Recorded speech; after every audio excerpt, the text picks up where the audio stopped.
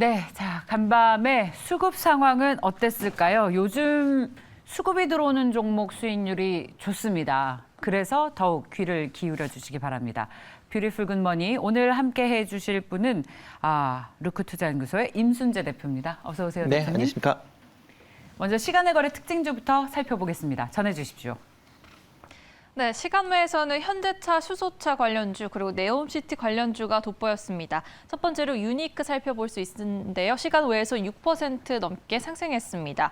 현대차의 부품 관련 업체죠. 수소 연료 전기자동차의 전기 생산 장치인 스택에 수소 공급을 제어하는 밸브 부품을 공급하며 주목을 받았습니다.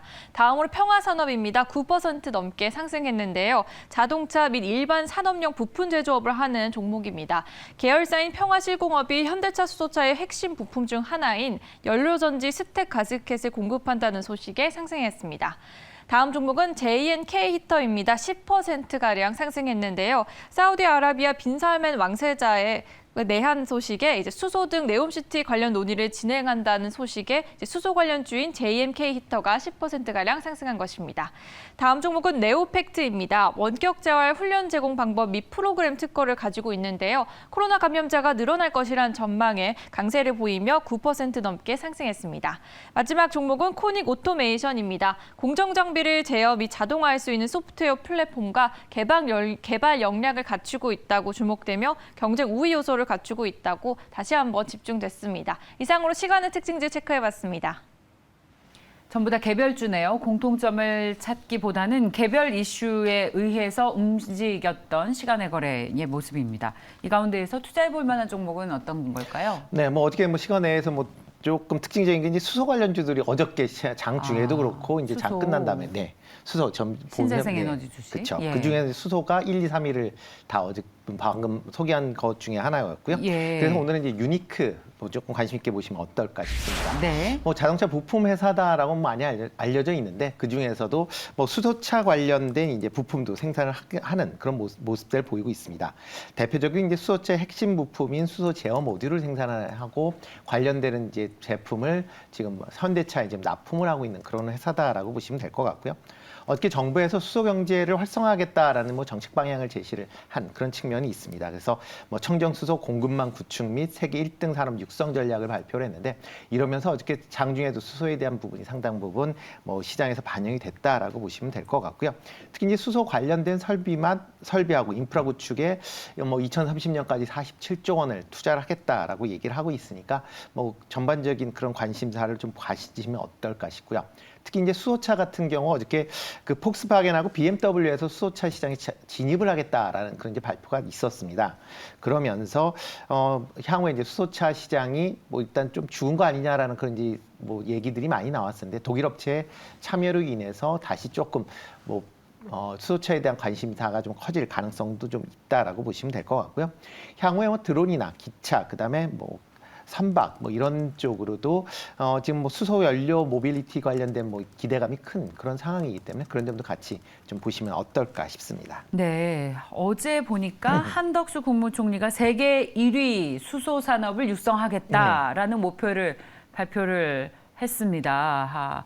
수소경제위원회가 어제 열리면서 네, 그렇죠. 마침 수소 테마들이 힘을 얻었는데 간밤에 미국에서 선거에서도 민주당이 생각보다 선전하면서 IRA 법안에 따른 이런 신재생 에너지 관련 주식들이 좋았어요. 이런 흐름을 한국 시장에서도 이어받겠습니까? 그렇다면 수소도 또 탄력을 받게 되는 거네요. 일단 신재생 같은 카테고리 안에 수소가 들어가 있긴 하지만 약간 좀 다른 관점으로 좀 접근하시는 게 더 맞지 않을까 싶습니다. 물론 이제 수소를 생산할 때 전기를 이제 신재생을 쓰겠다라는 건 나오긴 하지만 이제 어떻게 보면 수소만의 이제 별도의 카테고리다라고 보시면 될 것 같고요. 네. 이런 수소 모빌리티 관련 쪽도 물론 이제 관심을 가지셔야 되지만 그 외에 이제 수소 연료전지 발전 쪽으로도 여전히 관심을 갖고 좀 보시는 게 어떨까 싶습니다. 예, 잘 들었습니다. 다음은 외국인과 기관의 순매수 특징들을 확인하겠습니다. 전해주십시오.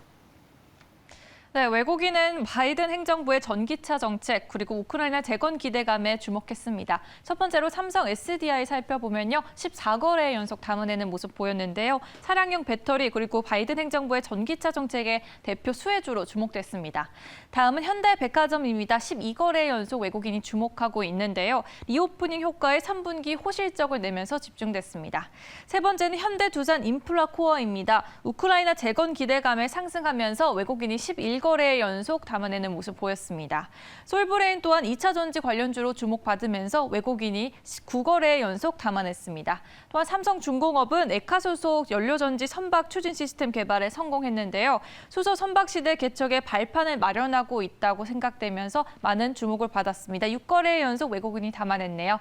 또한 기관 특징주 살펴보겠습니다. 먼저 네옴시티 그리고 풍력 관련주가 집중을 받았는데요. 대한전선을 살펴보면요. 7일 연속 기관이 담아내는 모습 보실 수 있습니다. 세계 최대 석유 기업인 사우디아라비아 아람코와 사업 협력 방안에 대한 논의한 바가 있기 때문에 주목을 받았습니다. 다음 종목은 한국전력 또한 살펴보겠습니다. 8% 넘게 상승했는데요. 산업통상자원부가 2030년까지 풍력 발전 비중을 늘릴 것이라는 소식과 함께 그 인플레이션 감축법 시행에 따른 수혜가 기대되며 기관이 주목했습니다. 또 포스코홀딩스 살펴보겠습니다. 14거래 연속 담아내는 모습 보실 수 있는데요. 포스코 인터내셔널 합병 소식과 함께 국내 최대 2차 전지 업스트림 업체로서 재평가됐기 때문에 기관이 주목했습니다. 다음 종목은 아모레퍼시픽입니다. 최근 해외로 부티 업계가 확장되면서 주목을 받고 있고요. 중국의 방역적 제재가 점진적으로 완화될 것이라는 기대감에 아모레퍼시픽 10거래 연속 담아냈습니다. 다음 종목은 GS 리테일입니다. 마찬가지로 4% 넘게 상승하면서 기관이 주목했는데요. S25의 단독으로 메가히트 상품들을 선보임에 따라서 이번 분기에도 편의점 업계 매출 1위에 등극했습니다. 또한 소비자들이 고물가 위기 속에서 생활비를 아끼기 위해 가정 간편식 등으로 시선을 돌리고 있으면서 주목을 받았습니다. 이상으로 외국인 기관 수급 특징주 살펴봤습니다. 시간의 특징을 확실히 담고 있는 외국인과 기관 투자자들의 매수 어떤 흐름인데 삼성 SDI의 대표 2차 전지는 꾸준히 사고 있고 요즘 네옴시티 관련 이슈가 떠서인지 건설기계 주식에 대한 매수도 꾸준히 유입되고 있습니다. 그리고 최근 며칠 연속 눈에 띄는 것이 내수주 사랑인데 현대백화점, 그리고 아모레퍼시픽, GS 리테일과 같은 내수주, 그리고 앞서서도 얘기를 했지만 워낙 약세에 따른 수혜를 찾는다라면서 유틸리티, 대한전선과 한국전력에 대한 순매수도 눈에 띄고 있습니다. 자, 임순례 대표께서는 외국인 순매수 특징주 가운데서 탑픽 어떤 걸 꼽으셨습니까? 네, 뭐 삼성중공업 조금 관심 있게 보시면 어떨까 싶습니다. 네. 뭐 일단 3분기 실적이 뭐 좀 영업 손실이 계속 이어지고 있습니다. 지금 뭐 20분기 연속 지금 적자를 기록을 하고 있기 때문에 뭐 일단 실적은 뭐 바닥이다라는 뭐 인식들은 많이 있을 걸로 예상이 되고 있고요.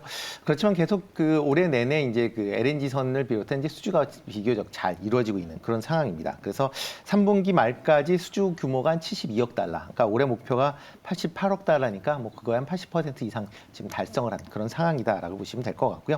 특히 뭐 4분기에도 LNG선이나 해양 프렌트에 관련된 수주 기대감이 지금 있기 때문에 뭐 그걸 감안한다라고 하게 되면 올해 수주 금액은 뭐 100% 이상이 될 걸로 예상이 되고 있습니다.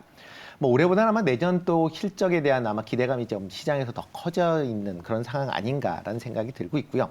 특히 이제 계속 그 수주를 많이 받았었기 때문에 지금 추가적으로 뭐 일부 내년도에는 추가적인 도크를 이제 가동을 재개할 가능성 뭐 충분히 있는 그런 상황이고요. 그다음에 생산 효율성 향상을 통해서 건조 물량도 증가할 걸로 기대를 해보고 있습니다. 그러다 보면 일단 매출 관련된 부분이 뭐 당연히 증가할 가능성 충분히 있다라고 보시면 될 것 같고요. 특히 강달러 현상 지속으로 인해서 지금 뭐 관련된 이제 환차익에 대한 기대감도 분명히 있는 상황이다라고 보시면 되겠습니다.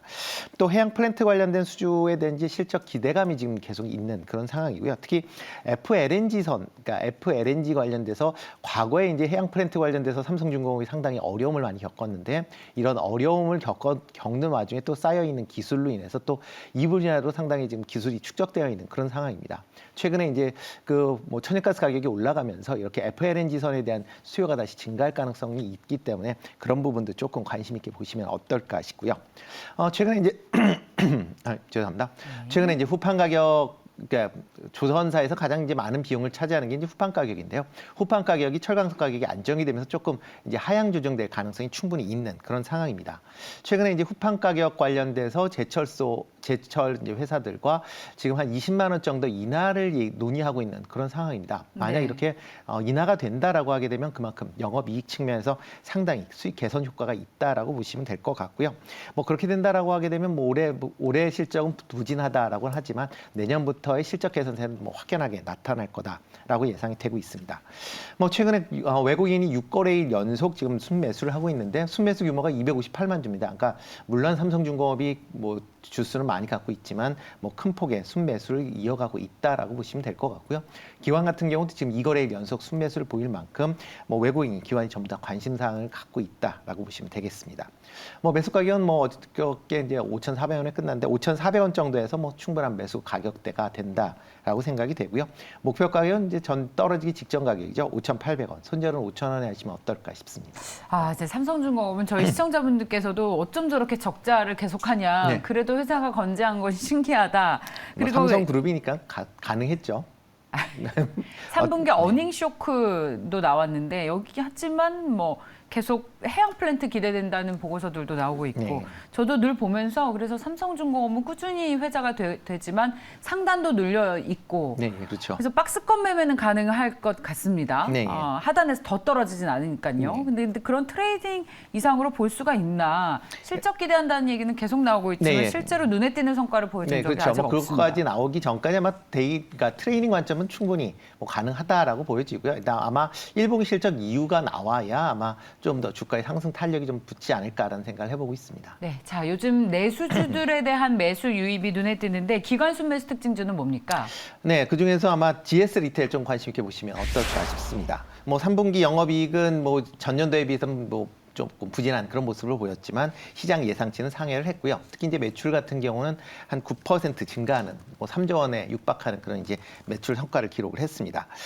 일단 뭐 GS 홈쇼핑 합병 관련된 이제 비용 부분하고 그다음에 신규 투자 지속에 따라서 이제 영업이익 부분은 조금 이제 감소하는 그런 모습을 보였지만 일단 편의점 부분에 대한 매출이 그러니까 작년 대비 한 8% 증가하는 그런 모습을 보였습니다. 그러니까 지금 뭐 가장 주력이 편의점 부분인데 그쪽 부분에 대한 매출이 조금씩 살아난다는 걸 그러니까 이제 조금 긍정적으로 보셔야 되지 않을까라는 생각이 들고요.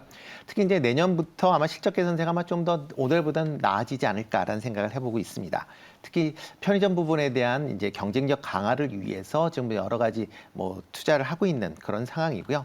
뭐 그렇게 된다라고 하게 되면 매출 성장세가 이어질 것이다. 그리고 최근 들어 이제 경기 둔화 가능성이 제기가 되면서 소비 씀씀이가 조금 줄어들 가능성은 충분히 있어 보입니다. 그렇게 되면 편의점이나 슈퍼와 같이 집 근처에 있는 이제 소매점을 이용할 가능성이 커지게 되니까요. 그 네. 부분에 대한 매출 성장세도 기대해 볼 수 있을 것 같고요. 네. 그다음에 시장성이 떨어지는 사업 부분을 계속 좀 축소를 하고 있는 그런 상황입니다. 이를 통해서 비용 정감 부분도 좀 관심 있게 보시면 어떨까 싶습니다. 네, 좋습니다. 저희 편의점 주식을요. 네. 최근에 몇 주 전에도 했어요. 네. 그래서 BGF 리테일을 탑픽으로 꼽아서 수익이 좀 났는데 네. BGF 리테일은 고점에서 좀 네, 조정을 조금 받고 주춤했죠. 있고 GS 리테일은 여전히 바닥권에서 가파르게 상승을 보이고 있습니다.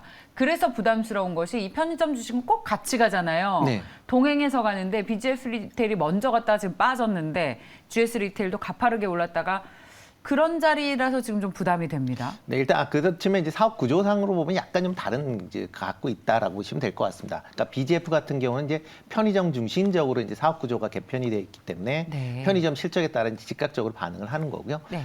지금 GS 리테일 같은 경우는 그 안에 뭐 편의점도 있고 홈쇼핑도 있고 호텔도 있고 뭐 그러니까 다양한 사업군들이 있기 때문에 그 사업군에 따라서 조금씩 이제 주가 흐름이 좀 더디게 움직일 수도 있다라고 보시면 될 것 같고요. 네. 특히 GS 홈쇼핑 관련돼서 계속 수익이 좀 부진한 그런 모습을 보이면서 주가가 상대적으로 좀 조정을 보였었다라는 게 뭐 지금에 보면 어떻게 네. 보면 저점에서 매수할 기회가 되지 않을까라는 생각을 해봅니다. 목표가 32,000원 제시해 네. 주셨습니다.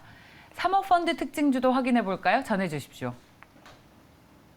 네, 사모펀드는 대형주와 해운주에 주목했습니다. 첫 번째로 삼성전자인데요. 미국의 중간 선거를 앞두고 반도체 업종에도 훈풍이 불었죠. 삼성전자는 3거래에 연속 6만 원대를 이어가면서 사모펀드가 담아낸 종목입니다. 또한 LG 디스플레이도 살펴볼 수 있는데요. 이제 미국에서 반도체에 이어 디스플레이에서도 대중 규제를 살피고 있다는 소식과 더불어서 마음대로 접고 구길 수 있는 스크래처블 디스플레이 개발에 성공하면서 사모펀드가 주목했습니다.